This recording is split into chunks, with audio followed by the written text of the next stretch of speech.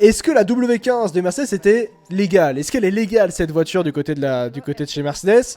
Il y a eu des gros débats au moment de son réveil, même d'ores et déjà, même d'ailleurs lors maintenant des essais hivernaux. Il y a beaucoup de suspicions de légalité autour de cette monoplace, surtout bien sûr en se concentrant particulièrement sur l'aileron avant. C'est cet aileron avant qui fait énormément débat autour des écuries. Petite info d'ailleurs, il faut savoir que plusieurs écuries ont demandé des clarifications auprès de la FIA sur l'aileron avant du côté de chez Mercedes. L'aileron avant du côté de chez Mercedes est finalement considéré comme légal à l'heure actuelle du côté de la FIA, mais la FIA a répondu en disant, enfin du moins Pat Simons qui est directeur technique de la F1, a jugé que l'aileron avant est entièrement conforme aux règles, mais que son impact aérodynamique doit d'abord être compris, mais aussi qu'il est dans la légalité. D'accord, c'est l'aileron avant du côté de chez Mercedes, mais il pourrait être contraire à l'esprit du règlement. Pourquoi il dit ça à Pat Simon? Parce qu'effectivement, en Formule 1, il y a deux règlements, un règlement technique et un règlement sportif. L'aileron avant de Mercedes est conforme au règlement technique, mais par rapport au règlement sportif, ça peut poser quelques questions. Mais j'insiste sur ce point, à l'heure actuelle, l'aileron avant de la W15, de la Mercedes W15, est légal. Ça aussi, ça va être un énorme débat. Pourquoi d'ailleurs il est illégal? Enfin, certaines écuries estiment qu'il n'est pas trop conforme au règlement. Parce qu'en fait, je vais reprendre mes notes parce que ça c'est toujours un truc qui est un peu compliqué.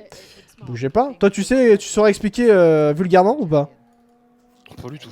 Attends, bouge pas. Bougez pas. Alors, je reprends mon TikTok, hein, bien sûr. En fait, pour vous expliquer. Le rabat supérieur n'est pas rattaché à la partie intérieure du nez, et de ce fait, l'air peut circuler sans être entravé. Pourtant, il est interdit depuis 2022 de créer ce qui est appelé techniquement un vortex I250 de la même manière dont Mercedes l'a fait. Mais Mercedes a donc trouvé une faille dans le règlement. Comment? Puisque donc en fait, le volet supérieur de l'aileron avant est relié techniquement et directement donc au nez par un tout petit fil de carbone. En gros, voilà pourquoi, effectivement, justement, cet aileron avant fait débat à l'heure actuelle en Formule 1 du côté de l'aileron avant, du côté de Mercedes. Mercedes continue d'innover d'ailleurs. Ils innovent. Mais la phrase de Pat Simon de « Bon, c'est réglementaire, mais pas trop dans l'esprit ». Comment ça va se déboulonner cette histoire-là? C'est comme dans tout sport, t'as la règle et l'esprit de la règle. Exactement. C'est toujours pareil, c'est le boulot des ingénieurs. Ouais. Encore une fois, c'est de jouer avec ce règlement-là. Un ingénieur ne lit pas le règlement pour le respecter à la lettre. Il lit le règlement pour savoir comment je vais faire pour contourner cette règle tout en restant dans la légalité. C'est juste ça. Le truc, c'est que cet aileron-là, ils l'ont fait en plus en collaboration, sous la surveillance de la FIA, de tout, avec la FIA. Exactement. Donc, la FIA a statué, cet aileron, il est légal. Point. Maintenant, si ça apporte une certaine notion de danger, si ça se décroche ou machin, ce genre de choses, ce sera vite revu et vite interdit, et Mercedes devra reprendre son aileron avant. Mais pour le moment, il n'y a rien à dire. Il n'y a rien à dire. C'est loin d'être la première, ce sera loin d'être la dernière à jouer avec ce genre de ligne dans le règlement. Et bah c'est clair. C'est clair. Ils ont dit ok, l'aileron il est légal. Point. Pour moi, il n'y a pas d'autre chose à... Mais alors après, je crois que c'est moi surtout le point qui me fait bizarre, c'est surtout Pat Simons qui dit, directeur technique de la Formule 1, qui dit techniquement...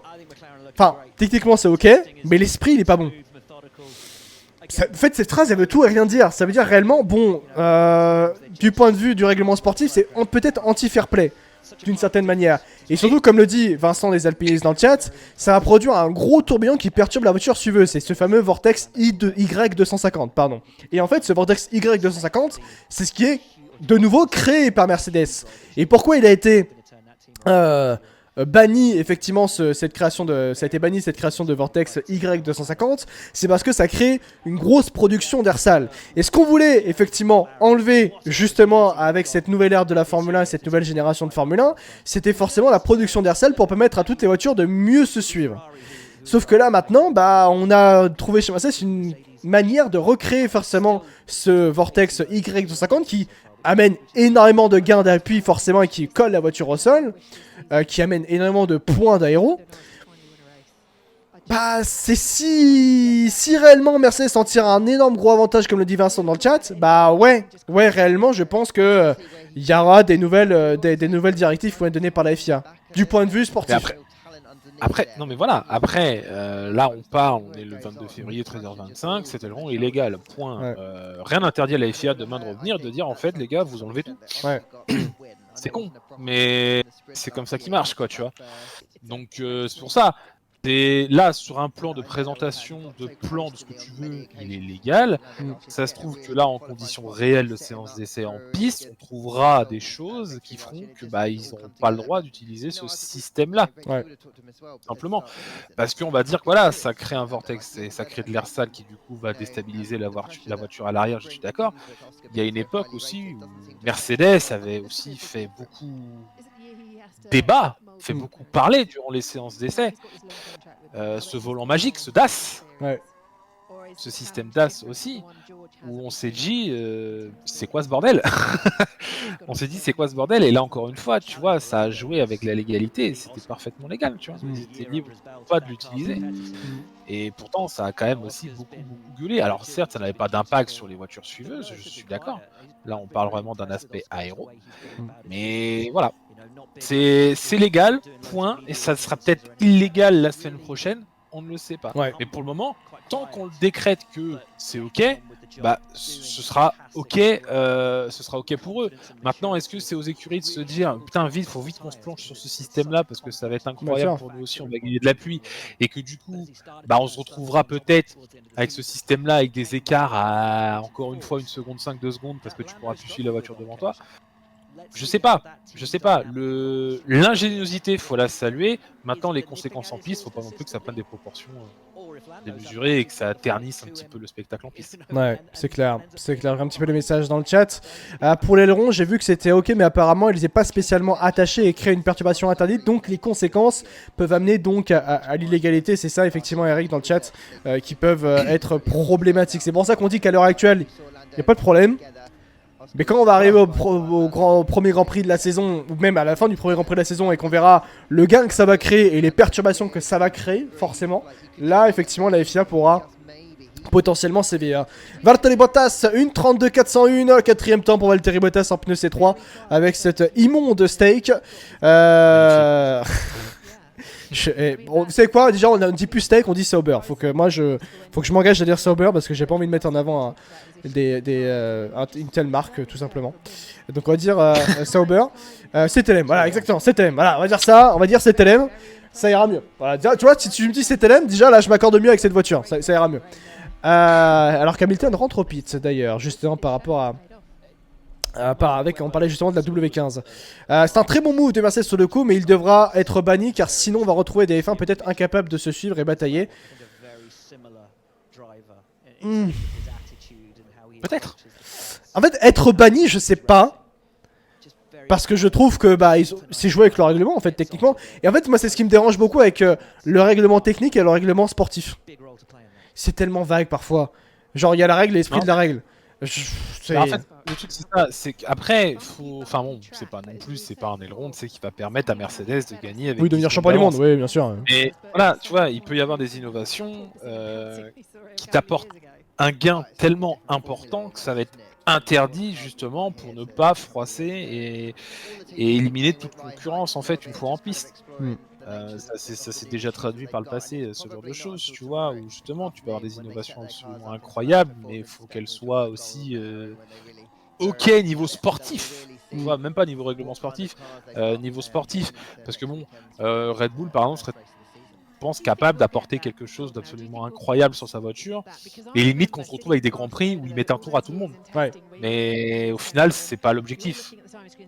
C'est pas l'objectif de la F1, c'est pas l'objectif pour les fans, donc du coup forcément ce sera interdit ce genre d'évolution, tu vois. Ouais.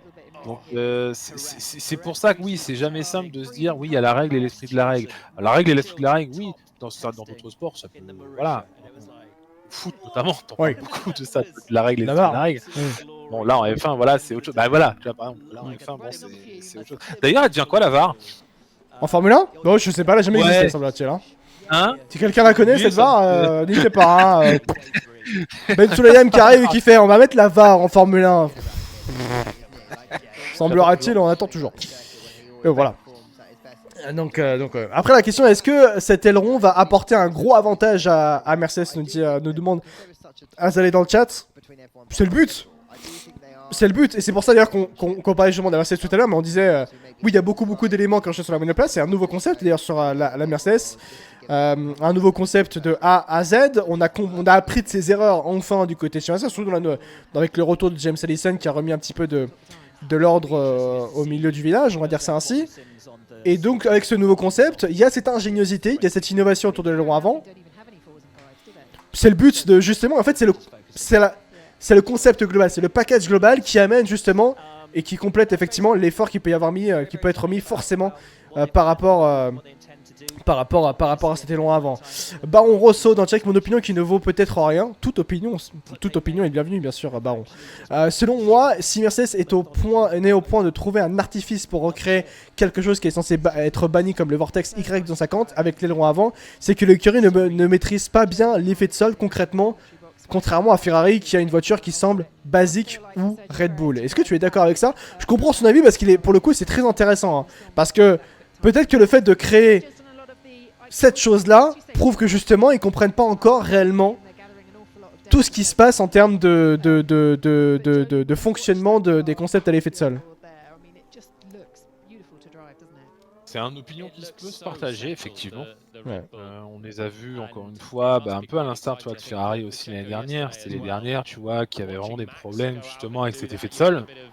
Bon voilà, Ferrari cette saison, ça a l'air d'être corrigé, c'est bon, appris. Next. Peut-être que oui, cet appendice, effectivement, sert à un petit peu combler ce manque de compréhension. Ouais, c'est pas impossible. Je sais pas trop après, justement, du pourquoi, du comment, en fait, ils avaient vraiment besoin de ce genre d'évolution sur l'aileron pour que leur monoplace se comporte mieux. Mais c'est peut-être un axe sur lequel il faut réfléchir, ouais, effectivement.